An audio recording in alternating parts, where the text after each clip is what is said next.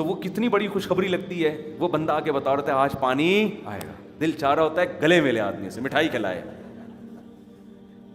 کراچی میں تو یہی چل رہا ہے. تو وہ خوشخبری جیسے دیتا ہے نا, اللہ کہتے ہیں جب پانی برسنے سے کی بات آتی ہے تو میں ہواؤں کو بھیجتا ہوں. یہ ایسے ہی ہے جیسے ہمارا پڑوسی آ کے ہمیں بتا رہا ہے آج رات 2:30 بجے جاگنا ہے, پانی آئے گا. لیکن اس خوشخبری کا انداز کچھ اور اللہ جو ہوائیں بھیجتا ہے وہ ہٹو بچوں, پانی آ رہا ہے بھائی ہٹ جاؤ, چھتریوں کا انتظام کر لو, اس میں ڈوب بھی سکتے ہو, ایسا تنادن برسے گا یہ پانی, ہٹو بچوں ہو جائے گا. کہ اللہ بتا رہا ہے بل یداہ مبسوطتان, میرے دونوں ہاتھ کھلے ہوئے ہیں, ایسے لٹاؤں گا اپنے بندوں پر. اور پھر وہ ایسا برستا ہے کہ گاڑیاں الٹ جاتی ہیں بھائی. یہ ایسے جیسے لنگر بٹ رہا ہے اور غریب اس کے دیگوں کے اندر دب دب کے مر رہے ہیں. لنگر والے کو وہ اپنی سخاوت کے ساتھ وہ کہہ رہے تم نے اپنے مرنے سے بچنے کا پہلے انتظام کرنا تھا. ہمارا اسٹائل یہی ہے, جب ہم نیاز بانٹتے ہیں تو ایسے ہی بانٹتے ہیں کہ اس کے نیچے چھوٹے قد کے لوگ گر کے مر جاتے ہیں. ہمارا اسٹائل یہی ہے, ہم ایسے چھڑکاؤ نہیں کریں گے یوں یوں کر کے, یہ لو دیکھ کے چاول ہے یوں چاول یوں اٹھا لی, الٹ دیں گے دیکھ. تو یہ آپ کی غلطی ہے. آپ کو روڈ ایسے بنانے پڑیں گے, آپ کو پہلے سے ایسا سسٹم بنانا پڑے گا کہ یہ پانی رکے نہیں. یہ تو ہماری حماقت سے کرولا رکشے الٹے چلتے ہیں کراچی میں. اس دفعہ جب بارش ہوئی تھی رکشے والا آگے جا رہا ہے پیچھے کو آ رہا ہے, کہہ رہا ہے یہ وہ کہہ رہا ہے پانی ادھر لے کے جا رہا ہے.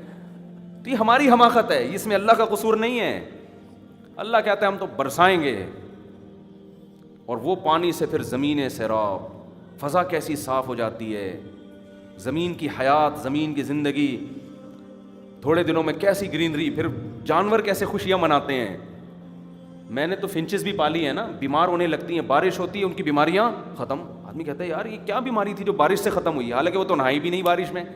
چڑیاں ہوتی ہیں نا فنچز, کئی وبائیں ختم ہو جاتی ہیں بارش ایک. تبھی تو قرآن کہتا ہے برکت والا پانی, ہم نے آسمان سے برکت والا پانی اتارا. برکت کا کسے کہتے ہیں؟ خیر کثیر, تھوڑی چیز ہو کام بہت کر کے جائے. تو زمین میں سیراب بھی کر رہی ہے, پودے بھی اگ رہے ہیں, اس سے جانور بھی کھا رہے ہیں, اس سے ٹیکسٹائل ملیں بھی چل رہی ہیں, اس سے امپورٹ ایکسپورٹ بھی ہو رہی ہے, اس سے نائٹروجن بھی مل رہی ہے, اس سے فضائیں صاف بھی ہو رہی ہیں, اس سے وبائیں ختم بھی ہو رہی ہیں. آپ کہہ سکتے ہو ہمارے یہاں تو بارش کے بعد وبائیں پھوٹتی ہیں, وہ بھی ہمارا قصور ہے نا. جب دیکھ بٹ رہی تھی, تقسیم ہو رہی ہے, تو آپ نے اس کو اسٹور کرنے کا کوئی انتظام کیا ہی نہیں. آپ کا شاپر اتنا چھوٹا ہے جس میں آپ نے چاول بھر لیے, باقی سارے چاول نیچے پڑے ہوئے, کتے کھا رہے ہیں وہ چاول کو, تو وہ تھوڑی کھانے کے قابل رہیں گے. آپ بناؤ بڑے بڑے ڈیم, پانی کی کوئی کمی نہیں ہوگی.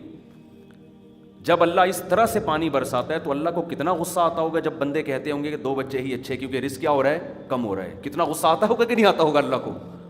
یہ جو میں اتنا حساس ہوں نا اس سوچ پر, یہ فیملی پلاننگ والوں کی, اس لیے نہیں کہ آپ کے 2 ہوں یا 10 ہوں یا 15 ہوں, ہمیں سے کہ آپ کے نجی معاملہ ہے. یہ سوچ آپ کو خدا کا باغی بناتی ہے. یہ سوچ اللہ پہ بہت بڑا الزام ہے. جو یہ کہہ رہا ہے کہ میں اتنا پانی پیدا کرتا ہوں, اتنی چیزیں پیدا کرتا ہوں, اور تم یہ ایسے ہے جیسے ابھی ہمارے ایک بلوچ دوست ہیں, انہوں نے دمبے کی دعوت کی ہماری. کیا خوبصورت مثال ذہن میں آئی ہے. بلوچ دوست ہیں ادھر دمبا گوٹ میں, انہوں نے کئی دنوں سے مجھے کہا تھا کہ ہم بلوچی اسٹائل میں چکی والا دمبا پکائیں گے. وہ زمین میں نہیں پکاتے, زمین میں پکاتے ہیں نا کوئلوں میں رکھ کے. تو آپ اپنے کچھ اپنے ساتھ اپنے دوستوں کو لے کے آ جانا. بہت عرصے سے پیچھے پڑے ہوئے تھے. میں نے ایک دن ہاں کر دی, میں نے کہا چلو جی آج چھاپا آپ کے یہاں پڑے گا. میں نے کہا جی کتنے افراد لے کر آؤں, نہیں سوری, میں نے ان سے کہا کہ جی میرے ساتھ 6 آدمی ہیں تو برداشت ہو جائیں گے, مطلب یہ کہ زیادہ تو نہیں ہے. انہوں نے بڑی بات کہی, مجھے ان کا اسٹائل بڑا اچھا لگا. انہوں نے کہا مفتی صاحب ہم بلوچ ہیں, ہم سے یہ نہیں پوچھا جاتا کتنے افراد لائیں, ہم کو یہ بتایا جاتا ہے کہ اتنے لا رہا ہوں. اسٹائل دیکھو. کہنے لگے ہم بلوچ ہیں, ہم سے یہ نہیں پوچھا جاتا کہ کتنے افراد لاؤں, ہمیں بتایا جاتا ہے کہ 6 لا رہا ہوں, 600 لا رہا ہوں, 6000 لا رہا ہوں. اطلاع دی جاتی ہے, پوچھا نہیں جاتا.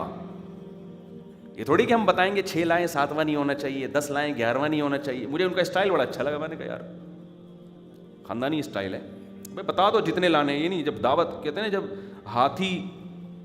جب ہاتھی کوئی پالتا ہے تو گھر کا دروازہ بڑا ہے. ان کا خیال یہ ہے مفتی صاحب کو دعوت دے رہے ہیں تو ان کے پیچھے تو پوری فوج ہے, 14 تو اپنے ہیں ان کے.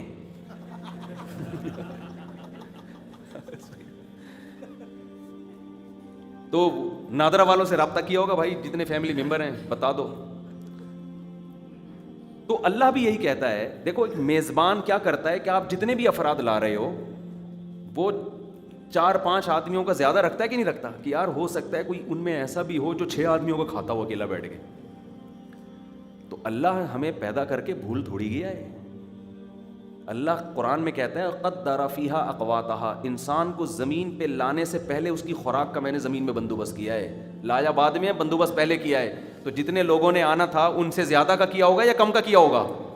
اب ہم پوچھ کے اللہ کے ہاں بندہ لے کر آئے, اللہ بتا 2 بچے ہو گئے تیسرا لاؤں, ایسا تو نہیں پانی وانی کم پڑ جائے, گیس بجلی کے ذخائر ختم ہو جائیں, ایسا تو نہیں, مسئلہ تو نہیں ہے.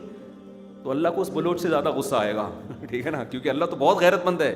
یار ہم سے پوچھ رہے ہو یار, اللہ کہتا ہے برساتی مینڈکوں کی طرح لائن لگا دو, میرے خزانوں میں کمی ہونے والی نہیں ہے. خزانوں میں کمی, رزق کی کوئی تنگی نہیں ہونے والی. یداہ مبسوطتان, میرے دونوں ہاتھ کھلے ہوئے. تبھی جن کے بچے زیادہ ہیں اکثر خوشحال نظر آئیں گے آپ کو, اکثر خوشحال نظر آئیں گے. اور یہ یونائٹڈ نیشن کے تانے ہمیں نہ دیا کرو کہ مفتی صاحب کو یونائٹڈ نیشن کا نہیں پتا. ایک سب نے کیا ہوتا ہے, یہ مولوی کو دیکھو کیسی باتیں کر رہے ہیں, بچے زیادہ, اس کو کیا پتا اس وقت دنیا میں آبادی اتنا بڑا مسئلہ بن چکی ہے. اس وقت دنیا میں آبادی کی قلت بہت بڑا مسئلہ بن چکی ہے.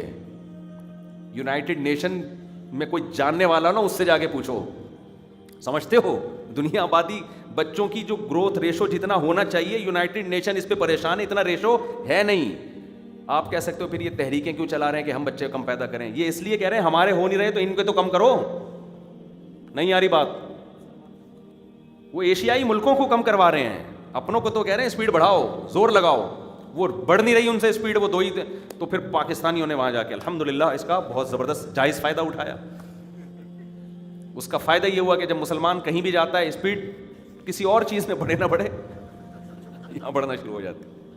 تو وہ اس سے بھی پریشان ہے کہ یار یہ تو اسپیڈ ان کی بڑھ رہی ہے, ہم تو ویسے ہی مینورٹی میں. 2050 میں تو یورپ کے بہت سے کنٹریز ہیں جن میں اسلام اکثریت میں ہوگا. اسلام پوری دنیا کا تو سب سے بڑا مذہب بن چکا ہوگا.